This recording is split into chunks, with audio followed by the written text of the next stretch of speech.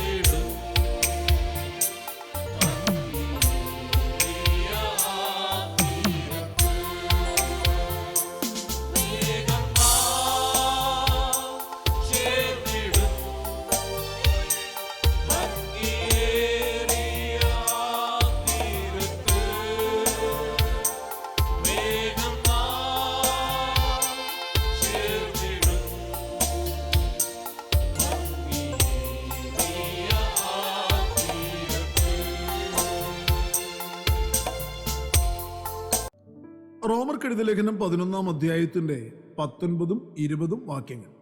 എന്നാൽ എന്നെ ഒട്ടിക്കേണ്ടതിന് കൊമ്പുകളെ ഒടിച്ചു കളഞ്ഞ് എന്ന് നീ പറയും. ശരി, അവിശ്വാസത്താൽ അവ ഒടിഞ്ഞുപോയി. വിശ്വാസത്താൽ നീ നിൽക്കുന്നു. ഞെളിയാതെ ഭയപ്പെടുക. ജീവവചന ധ്യാന ചിന്തയിലേക്ക് എല്ലാ പ്രിയപ്പെട്ടവർക്കും സ്വാഗതം. ഞെളിയാതെ ഭയപ്പെടുക എന്നൊരു വിഷയമാണ് നാം ഒരുമിച്ച് ഇന്ന് പ്രഭാതത്തിൽ ചിന്തിക്കുന്നത്. കൂടപ്പിറപ്പുകളെ, ദൈവത്തിനൊരു തോട്ടമുണ്ട്. ആ തോട്ടത്തിൽ ആക്കി വെക്കപ്പെട്ടിരിക്കുന്ന വൃക്ഷങ്ങളാണ് ഓരോ ജീവിതങ്ങളും. ദൈവം തിരഞ്ഞെടുത്ത് കൊണ്ടുവന്ന് നട്ടിരിക്കുന്ന വൃക്ഷങ്ങൾ. ഓരോ വിശ്വാസികളുടെ മേലും ദൈവത്തിന്റെ ദൃഷ്ടിയുണ്ട്. ഓരോ വിശ്വാസികളെ കുറിച്ചും ദൈവത്തിന് പ്രതീക്ഷകളുണ്ട്. താൻ തിരഞ്ഞെടുത്ത് നട്ടിരിക്കുന്ന വൃക്ഷത്തിൽ നിന്നും നല്ല ഫലങ്ങൾ കായ്ക്കണമെന്നത് ദൈവം ആഗ്രഹിക്കുകയും അതിനായി ദൈവം കാത്തിരിക്കുകയും ചെയ്യുന്നു. ദൈവത്തിന്റെ തോട്ടം പാഴും ശൂന്യവുമായി തീരുവാൻ, ദൈവത്തിന്റെ വൃക്ഷങ്ങൾ ഫലശൂന്യമായി നിൽക്കുവാൻ ദൈവം സമ്മതിക്കുകയില്ല. പ്രിയരെ, നമുക്ക് നമ്മുടെ ജീവിതത്തെക്കുറിച്ച് വ്യത്യസ്തമായ താല്പര്യങ്ങൾ ഉള്ളതുപോലെ തന്നെ ദൈവത്തിന് തൻ്റെ മനുഷ്യനെക്കുറിച്ച്, താൻ തിരഞ്ഞെടുത്ത മനുഷ്യനെക്കുറിച്ച് വ്യക്തമായ പദ്ധതികളും ലക്ഷ്യങ്ങളും ഉണ്ട് എന്ന് തിരിച്ചറിയണം. നാം ദൈവം ദാനം തന്ന ഈ ജീവിതം കൊണ്ട് എന്ത് നേടണമെന്ന് ദൈവം പദ്ധതിയൊരുക്കി നമ്മെ അതിനുവേണ്ടി നിർത്തിയിരിക്കുന്നതാണ് എന്ന് നാം തിരിച്ചറിയുക. രക്ഷിക്കപ്പെട്ട ഒരു ദൈവ പൈതലിന് ജീവിതം എങ്ങനെയൊക്കെയോ ആടിത്തീർക്കുന്ന ഒരു കഥകളിയല്ല എന്നുള്ള സത്യം അറിയുന്ന ഒരു വ്യക്തിയായിരിക്കണം ഓരോ വിശ്വാസികളും. ഈ വിലയേറിയ ജീവിത കാലഘട്ടം ദൈവത്തിൻ്റെ വിലയേറിയ ദാനമാണ്. ഈ ജീവിത നാളുകൾ നാം നിത്യതയ്ക്ക് വേണ്ടി ഒരുങ്ങുവാനുള്ള ഒരു കാലഘട്ടമാണ്. പ്രാണപ്രിയന് വേണ്ടി സുഗന്ധം പരത്തുകയും ഫലം പുറപ്പെടുവിക്കുകയും ചെയ്യുന്ന, പ്രിയൻ പ്രശംസിക്കുന്ന ഒരു ജീവിതമായിരിക്കണം നാം നമ്മെ നട്ടിരിക്കുന്ന തോട്ടത്തിൽ ജീവിക്കേണ്ടത്, വെളിപ്പെടുത്തേണ്ടത്. ദൈവത്തിനു വേണ്ടി നയിക്കപ്പെടുന്ന ഒരു ജീവിതമായിരിക്കണം നമ്മുടേത്. ഈ തോട്ടത്തിൽ നമ്മെ ഓരോരുത്തരെയും തിരഞ്ഞെടുത്ത് കൊണ്ടുവരുവാൻ ദൈവം ഏറിയ വില കൊടുക്കേണ്ടി വന്നിട്ടുണ്ട്. കാട്ടൊലിവിൻ്റെ ശാഖകളായിരുന്ന നമ്മെ നല്ല ഒലിവിനോട് ഒട്ടിച്ചു ചേർക്കുകയായിരുന്നു ദൈവം ചെയ്തത്. നമ്മെ ആ നല്ല ഒലിവിനോട് ഒട്ടിച്ചു ചേർക്കേണ്ടതിനായി നല്ല ഒലിവിൻ്റെ വൃക്ഷം മുറിവേൽക്കേണ്ടി വന്നു. ആ മുറിവിൽ നിന്ന് ഒലിച്ചിറങ്ങിയ കറയോട് ചേർന്ന് കാട്ടൊലിവിൻ്റെ കൊമ്പായ എന്നെയും നിങ്ങളെയും ഒട്ടിച്ചു ചേർത്തതാണ് ദൈവം നമ്മോട് കാട്ടിയ മഹാസ്നേഹം. കോപത്തിൻ്റെ സന്തതികളായിരുന്ന നമ്മെ, ഫലശൂന്യമായിരുന്ന നമ്മെ സ്നേഹത്തിൻ്റെ സന്തതികളാക്കി തീർക്കാൻ, ഫലമുള്ളവരാക്കി തീർക്കാൻ പിതാവായ ദൈവം നമ്മെ ഏറെ ഏറെ സ്നേഹിച്ചു. പാഴും ശൂന്യവുമായി നിന്നിരുന്ന, അന്ധകാരം വ്യാപരിച്ചിരുന്ന തോട്ടത്തിൽ ഇരുട്ടിൻ്റെ പ്രതിഫലനമായി നിന്നിരുന്ന നമ്മെ കെട്ടിയടച്ച, പ്രകാശം വ്യാപരിക്കുന്ന തോട്ടക്കാരൻ്റെ പരിചരണം സദാസമയവുമുള്ള ആ അനുഗ്രഹീതമായ തോട്ടത്തിലെ നല്ല വൃക്ഷത്തോട് ചേർത്ത് ഒട്ടിച്ച് ചേർക്കേണ്ടതിന് വേണ്ടിയാണ് കർത്താവായ യേശു ക്രിസ്തു മുറിവേറ്റത്. അവിടുത്തെ ഒഴുക്കപ്പെട്ട രക്തമാണ് നമ്മിലെ കറുത്തിരുണ്ട പാപക്കറയെ കഴുകി മാറ്റി നമ്മെ വെണ്മയും വെടുപ്പുമുള്ളതാക്കി മാറ്റിയത് എന്ന് മറക്കരുത്. നമ്മെ ദൈവത്തിൻ്റെ തോട്ടത്തിലാക്കി വയ്ക്കുവാൻ ദൈവം കൊടുക്കേണ്ടി വന്ന വില തൻ്റെ പ്രിയ പുത്രനായ ക്രിസ്തുവിൻ്റെ തകർക്കപ്പെട്ട, മുറിയപ്പെട്ട ശരീരവും ചീന്തപ്പെട്ട രക്തവുമായിരുന്നു. പ്രിയരെ, സ്വാഭാവിക കൊമ്പുകളെ ഒടിച്ചു മാറ്റിയിട്ടാണ് ദൈവം നമ്മെ ഓരോരുത്തരെയും തൻ്റെ തോട്ടത്തിലേക്ക് ചേർത്തത്. സ്വാഭാവിക കൊമ്പുകളായിരുന്ന യഹൂദ ജാതി ദൈവത്തിന് യോഗ്യമായ ഫലം കായ്ക്കാത്തതിനാൽ അവരെ ഒടിച്ചു കളയുവാൻ കാരണമായി. നമ്മെ അവിടുത്തെ തോട്ടത്തിലാക്കി വച്ചിരിക്കുന്നത് മാനസാന്തരത്തിന് യോഗ്യമായ ഫലം കായ്ക്കുവാനാണ്. നാം ദൈവത്തിന് ഫലം പുറപ്പെടുവിക്കുവാൻ കഴിയുന്നവനാണോ? ഫലം നാം പുറപ്പെടുവിക്കുവാൻ ഇടയായിത്തീരണം.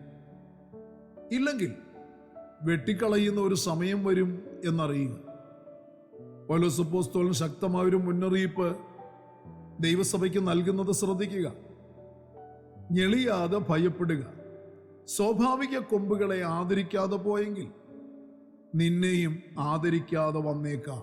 റോമലേഖനം 11 അധ്യായത്തിന് 21 വാക്യത്തിലാണ് ദൈവസഭയിലെ ദൈവമക്കൾക്ക് ശക്തമായ ഈ മുന്നറിയിപ്പ് അപ്പോസ്തലൻ കൂടി ദൈവത്തിന്റെ ആത്മാവ് നൽകി തന്നിരിക്കുന്നത്.